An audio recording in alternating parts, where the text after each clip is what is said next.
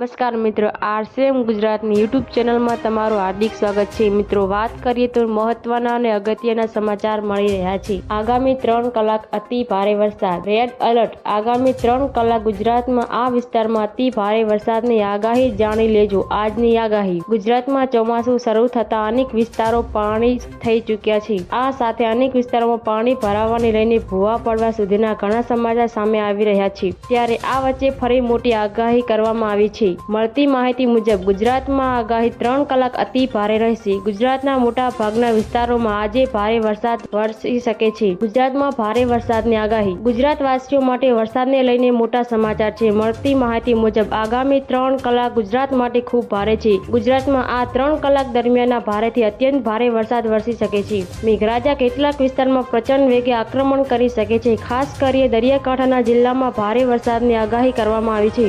આગામી 3 કલાક ગુજરાતમાં ધમધોકાર મેઘરાજ, જ્યારે સમગ્ર ગુજરાતમાં આગામી 3 કલાક પ્રચંડ પવન સાથે આક્રમણ વરસાદ વરસી શકે છે। સૌરાષ્ટ્ર અને મધ્યમ ગુજરાતમાં અત્યંત ભારે વરસાદ વરસી શકે છે। આ સાથે ઉત્તર ગુજરાત અને દક્ષિણ ગુજરાતમાં પણ ભારે વરસાદની આગાહી કરવામાં આવી છે। 4 થી 12 જુલાઈ આ સાથે તેમણે રાજ્યમાં 4 જુલાઈથી 12 જુલાઈ સુધી અતિ ભારે વરસાદની આગાહી કરી છે। જય હિન્દ।